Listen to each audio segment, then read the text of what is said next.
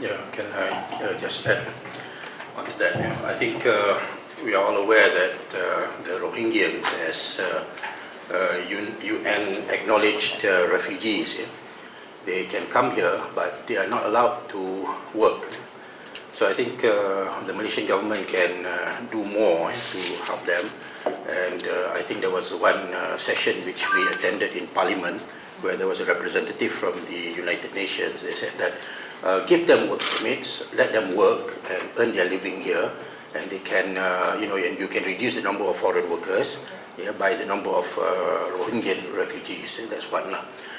Secondly, I think Myanmar has to accept the fact that historically the Rohingyans were part and parcel of their society, and that was part of the social contract and the agreement when the British gave them independence, right? So it's very unfortunate where they are trying to rewrite history, and not acknowledge the Rohingyans as part of the Burmese society, right?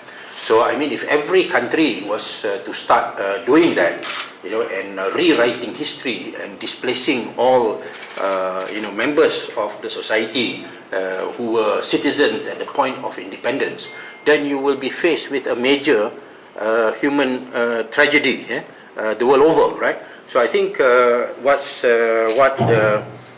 the Burmese government has to accept is that they were members of the Burmese society, and you have to maintain and acknowledge their rights, whether they are Rohingyans, whether they are part of the current society, and that the ASEAN community must impress on the Myanmar government that there is no two ways about it, because if you start, then everyone else starts. You'll have a major upheaval in the whole of the region, right? So you must hold on to your commitments, right?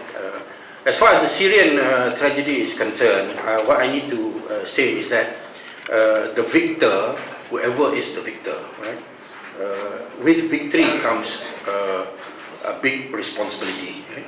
So we cannot judge. There are people who are saying, why are you criticizing Assad and the Iranians and the Russians?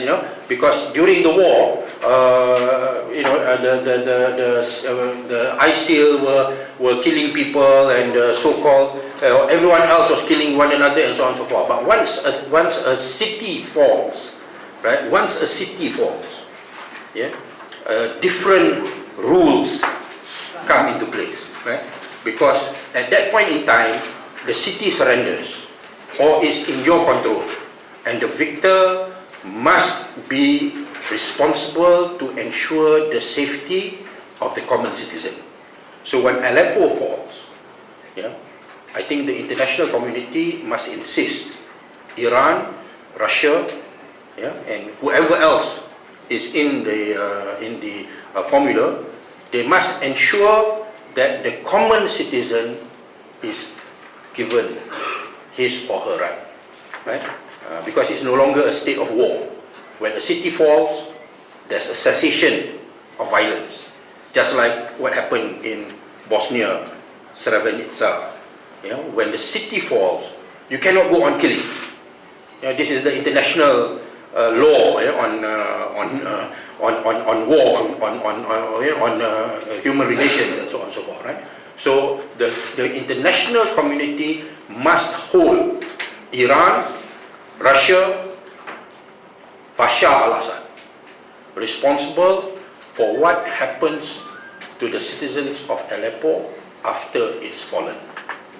So I think that has to be emphasized.